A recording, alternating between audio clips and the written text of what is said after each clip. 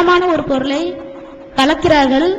இது தெளிவாக தெரிந்தால் சாப்பிடக்கூடாது. இதன் விஷயத்தில் தெளிவு இல்லாமல் இருந்தால், உண்மையா வதந்தியா என சந்தேகம் இருந்தால், தெளிவு வரும் வரை சாப்பிடலாமா, சாப்பிடாமல் ஒதுக்கிவிடலாமா?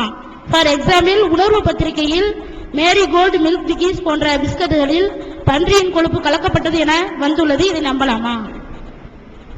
இப்ப உணவு சாப்பிடக்கூடிய உணவுப் பொருள்கள் இருக்குல்ல, தயாரிக்கிற உணவுப் பொருள், உற்பத்தி ஆகிற உணவுப் பொருள் இல்ல. அரிசி பருப்பு உற்பத்தி ஆகிற பொருள் வந்து இது ஹலால் ஹராம்னு தெரிஞ்சிடும். அரிசி கொஞ்சம், பருப்பு கொஞ்சம், உளுந்து கொஞ்சம் போட்டு செய்யற உணவுப் பொருள் இருக்குல்ல, இந்த மாதிரி தயாரிக்கக்கூடிய மனிதர்கள் தயாரிக்கக்கூடிய உணவுப் பொருள்களை பொறுத்த வரைக்கும் அதுல வந்து ஹராமானதை சேர்த்தும் தயாரிக்கிறாங்க. இந்த உணவுகளை எடுத்துக்கிட்டீர்களே ஆனால் அவங்களுக்கு சட்டம் கிடையாது தானே. சட்டம் இல்லாததுனால ஹராமானதையும் கலந்து என்ன செய்யறாங்க, அந்த உணவுகளை வந்து உற்பத்தி செய்யறாங்க.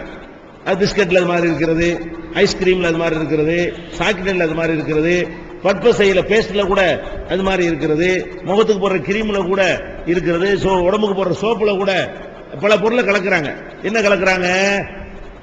கரப்பான்ல இருக்கல, கரப்பான் பாய்ச்சாங்களாம் நச்சு, அதை கலக்குறாங்க. அதுல இன்னமும் உடம்புல இருக்கு, அதை கலந்து சோப்பு தயாரிக்கிறாங்க.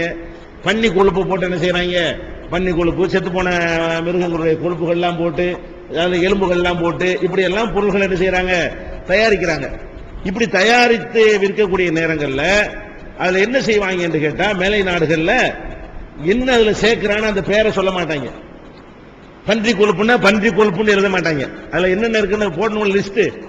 எந்த ஒரு பொருளை நம்ம தயாரித்தாலும் அதுல என்னென்ன இருக்குது அதை எழுதணுங்க. மருந்துல எல்லாம் போட்டிருப்பான் பாத்தீங்களா, என்னென்ன மருந்துல கலந்து இருக்கிறது அப்படின்னு அதுல போடுவான். அந்த மாதிரி ஃபுட்லையும் என்ன செய்யணும், தயாரிக்கிற ஃபுட்லையும் போடணும். ஆனா இவங்க என்ன பண்றாங்க, எல்லா மக்களையும் ஏமாத்துறதுக்காக வேண்டி அந்த பொருளுக்கு வந்து கோடு வார்த்தை வச்சுக்கிறாங்க. அந்த கோடு வார்த்தை ஈ கோடுன்னு அதுக்கு பேரு. இங்கிலீஷ் ஈ இருக்குல்ல, ஈ போட்டு ஈ கோடுன்னு அதுக்கு பேருங்க.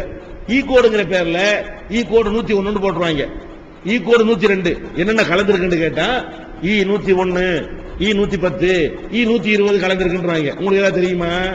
ஈ 101 உங்களுக்கு ஏதாவது தெரியுமா? ஈ 101 அப்படி என்ன வச்சுக்கிறீங்க? ஈ 140 போட்டிருப்பாங்க. ஈ 140 என்னத்துக்கு சொல்றாங்க உங்களுக்கு விளங்காது. அப்ப எதுக்கு இந்த மாதிரி சொல்றாங்கிறதுக்கு வந்து ஈ கோடு புஸ்தகமே இருக்கிறது. லேப்டாப் சாப்ட்வேர்ல போய் என்ன செய்யலாம், அதை எடுத்துக்கலாம். பாக்கெட் பீஸ் வச்சிருந்தீங்கன்னா அதுல ஏற்றி வச்சுக்கலாம். என்னென்ன ஈ கோடு என்னென்ன சொல்லுது, அது பெரிய விஷயம். நாயுடைய கொழுப்புக்கு ஒரு ஈ கோட் நம்பர் வச்சிருப்பாங்க, பன்னி கொழுப்புக்கு ஒரு ஈ கோட் நம்பர் வச்சிருப்பாங்க. அப்ப அவன் போட்டுறது என்ன போட்டிருப்பான், நீங்க ஒரு பிஸ்கட் வாங்குறீங்கன்னு சொன்னா ஈ தான் போட்டிருப்பான். அது என்னென்ன ஈ 10, ஈ 20, ஈ 110 போட்டிருப்பாங்க, நம்பர் தான் போட்டிருப்பாங்க. அப்ப நமக்கு என்ன விளங்காது, இது என்னத்தை போட்டு தயாரிச்சிருக்கான்னு நமக்கு விளங்காது, ஈ தான் இருக்குது. அப்ப இது மாதிரி செஞ்சவங்க என்ன பண்ணாங்கன்னு கேட்டா, முஸ்லிம் நாடுகள்லையும் இந்தியாவுல வந்து இந்துக்களுக்கு பிரச்சனை இருக்குல்ல. இப்ப இந்துக்கள் சைவம்லாம் இருக்கான்ல, அவனுக்கு வந்து மாட்டு குழப்பச்சா நிக்க மாட்டானா இல்லையா? அப்ப இந்தியாவுல என்ன ஆகுது, இது ஒரு பிரச்சனையாகுது. இந்த ஈ கோடு போட்டு ஏமாத்துறாங்க இல்ல, அது பிரச்சனையான உடனே சவுதி அரேபியா, எல்லா அரபு நாடுகள்லையும் இந்தியாவிலையும் அதுக்காக முயற்சி எல்லாம் பண்ணி, நீ ஈ கோட்ல வந்து இன்னும் சிலது இருக்கிறது. சில ஈ கோடு வந்து சைவத்துக்கு அது வரும், அசைவத்துக்கு வரும்.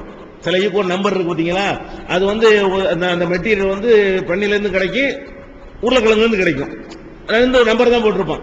அப்ப உருளைக்கிழங்குல இருந்து எடுக்கிறதுக்கு ஈ 107 தான், பன்னில இருந்து எடுத்தாலும் 107 தான். அப்ப அந்த மாதிரி எல்லாம் அதுல இருக்கும்போது கன்ஃபியூஸ் ஆக்கி விட்டுருவாங்க. இதெல்லாம் எங்க மக்களை குழப்புது. எங்க நாட்டில் வந்து சைவத்தை பின்பற்றக்கூடியவங்க இருக்கிறாங்க, இது முஸ்லிம்களையும் பாதிக்கிறது. எங்க நாட்டில் 20 கோடி முஸ்லீம் இருக்கிறாங்க, இந்துக்கள்லையும் ஒரு 20 கோடி பேர் இந்த இதெல்லாம் விரும்பாதவங்க, கொழுப்பு எல்லாம் சாப்பிடாதவங்க இருக்கிறாங்க, அவங்கள வந்து பாதிக்கிறது அப்படின்னு சொல்லி முடிவு பண்ணி என்ன செஞ்சாங்கன்னா, அதுக்கு வந்து அந்த முத்திரை ஒன்று போட சொன்னாங்க. பாமரர்கள் புரிந்து கொள்வதற்காக வேண்டி அந்த சீல் ஒன்று வைக்கணும். அதுல என்ன வைக்கணும்னு கேட்டா, சிகப்பு கலர்ல சீல் வச்சாங்கன்னா அதுல கலந்திருக்கக்கூடிய பொருள்கள்லாம் நான்வெஜ், வெஜிடேரியன் அல்ல அப்படின்னு அர்த்தம். பச்சை கலர்ல சீல் வச்சிருந்தாங்கன்னா அதுல கலந்துக்கிறதுல எந்த மிருகத்தினுடைய கொழுப்பும் சேர்ந்தது இல்லை, இது கண்டிப்பா போடணும்னு என்ன பண்ணிட்டாங்க, அரபு நாடுகள்ல பூரா உத்தரவு போட்டாங்க. நம்ம நாட்டில் அந்த மாதிரி உத்தரவு இருக்கிறது. அப்ப நம்ம நாட்டில் இந்தியாவில் தயாரிக்கிற பொருளா இருந்தால் அதுல என்ன போட்டிருக்குன்னு கண்டிப்பா ஈ கோடு மட்டும் போடக்கூடாது, ஈ கோடு போடுவதோட அந்த சீலும் வைக்கணும். அது பச்சை சீலா சேப்பு சீலான்னு பார்க்கணும்.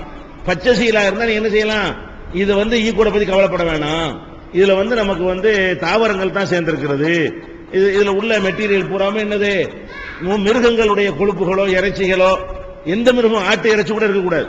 அதெல்லாம் இந்த வெஜிடேரியனாய் மட்டும்தான் இருக்குன்னு சொன்னா வெஜிடேரியன் கலர் பச்சைன்னு வச்சிருக்கிறானுவோ, நான் வெஜிடேரியன் கலர் ரத்தம் வருதுல, அதனால சிகப்பு வச்சிருப்பாங்க போல இருக்கு.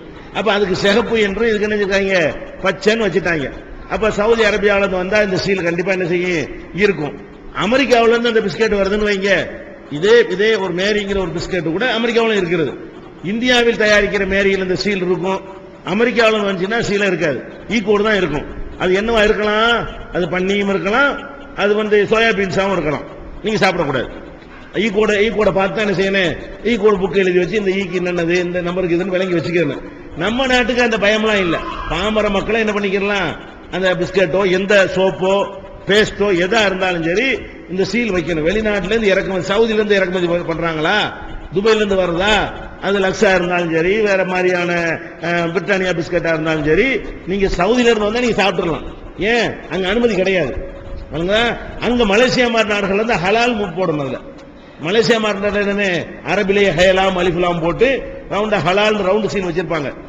இந்த பச்சையை கொண்டே காட்டுங்க. இந்த இடம் சிகப்பாகவும் இருக்கும் பச்சையாகவும் இருக்கும். எல்லாத்தையும் காட்டுங்க, கிட்ட போய் காட்டுங்க. ஒரு தெரியாட்டி பச்சை கலர்ல ஒரு சீல் ஒன்று இருக்கும் பாருங்க. நம்ம நாட்டில் வெஜிடேரியன் தான் போட முடியும். அந்த பச்சையை மட்டும் காட்டுங்க. எல்லா பாக்கெட்ல இருக்கும்.